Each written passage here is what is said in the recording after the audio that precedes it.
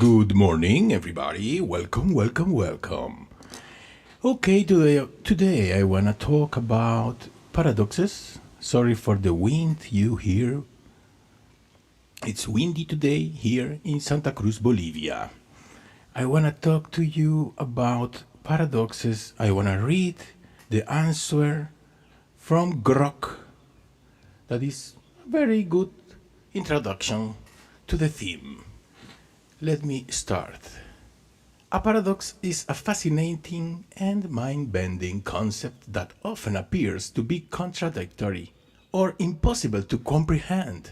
It's like trying to fit a square peg in a round hole.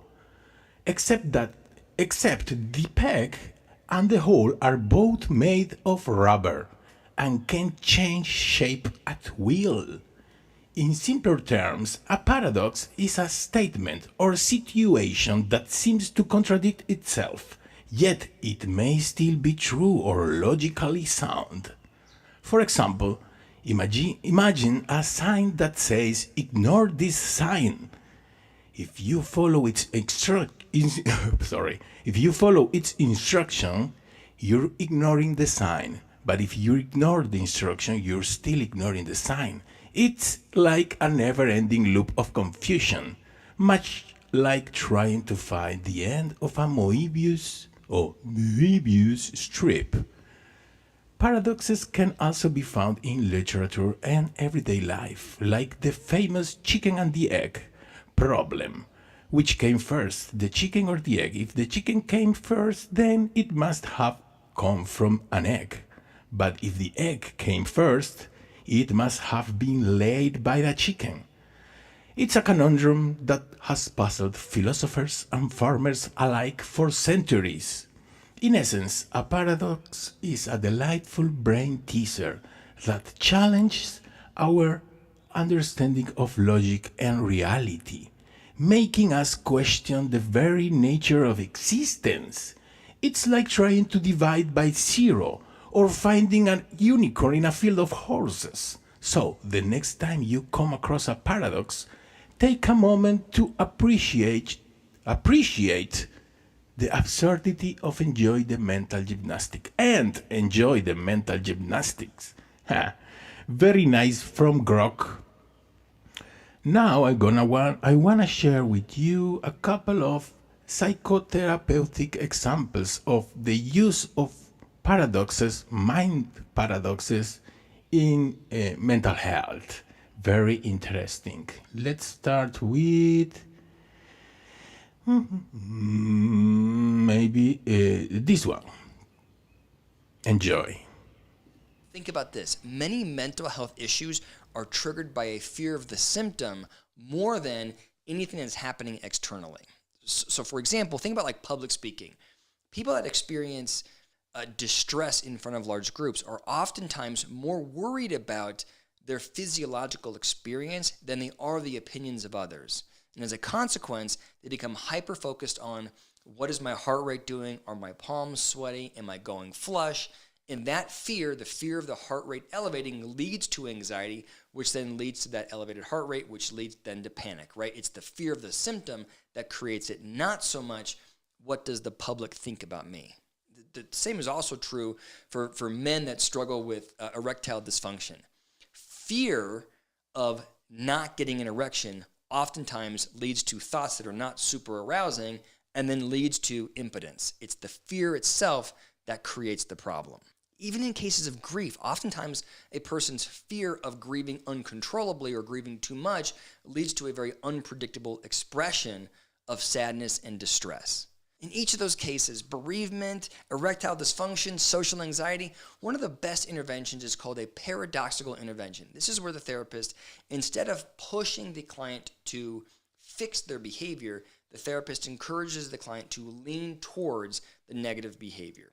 So for example, if somebody is fearful of speaking in front of large groups because of what their heart rate is going to do, the therapist may encourage the individual to expect the elevated heart rate. Don't be afraid of it. Lean towards it. Let's teach you how to give a speech when your heart rate is skyrocketing. Let's practice that. And all of a sudden, when the client has an elevated heart rate and learns that they're able to speak that way, guess what? They no longer fear it and the anxiety goes away. Same thing with the erectile dysfunction. Sex therapists often encourage couples to not have sex. You can do everything else, right? You're supposed to do everything else, but you are not allowed to have intercourse.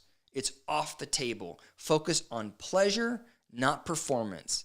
When the focus gets off of performance, all of a sudden the anxiety goes away and the guy is able to rise to the occasion. And even in grief, there's something called scheduling grief or worry time.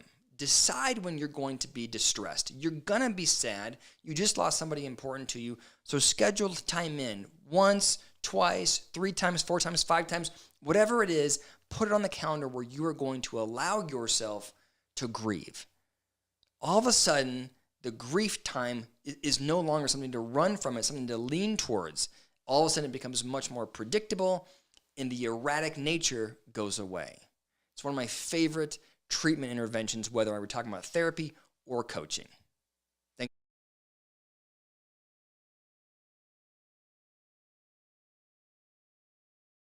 And here's the dilemma sometimes for the therapist. We have this technique where it's called paradoxical intervention, where we tell the couple it's hopeless. And the couple that seems hopeless digs in, reaches down way deep, and then they go on to make their marriage last and endure for decades after that. Ha ha, Mr. Therapist, you're an idiot. You didn't know what you were talking about. But it's pretty rare, and usually when a couple does, and here's the dilemma sometimes for the therapist. We have this technique where it's called paradoxical intervention, where we tell the couple it's hopeless. And the couple that seems hopeless digs in, reaches down way deep, and then they go on to make their marriage last and endure for decades after that. Ha ha, Mr. Therapist, you're an idiot. You didn't know what you were talking about. But it's pretty rare, and usually when a couple does end up staying married, even though they don't really have those kinds of feelings for each other, or at least those feelings aren't reciprocated by both, then they end up in a kind of a marriage that could endure 20, 40, 50 years or more. But it's not the kind of marriage any of us would really want for ourselves or for anyone we love.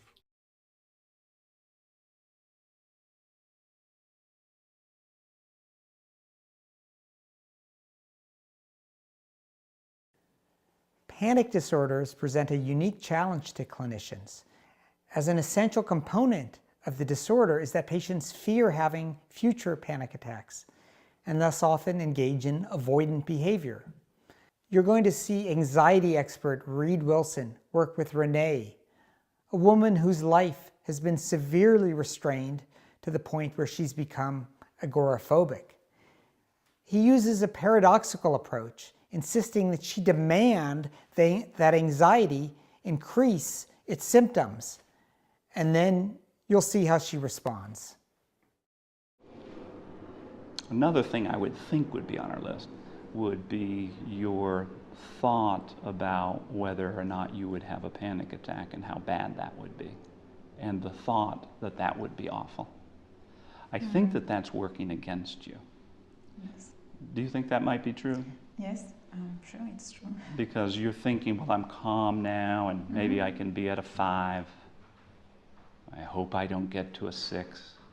It would be bad if I was at a 7. If I got to an 8, that would be awful, right? Yes. So, but I think I can do a 5, but how do I know it's going to stay a 5? So That's the thing. you're like everybody else around that.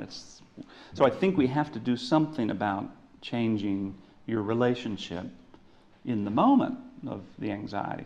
Does that make sense to you? Yes, it does.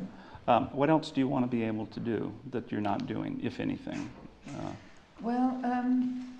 The general idea, what I keep saying to my husband is, I just want a normal life. ¿Te emociona la idea de estudiar? OCD is notoriously hard to treat. Although for most psychological disorders, common factors. Okay, I have technical difficulties. I'm sorry. I hope you enjoy it until here. So see you the next time and enjoy some music. Goodbye. Uh-oh. Music.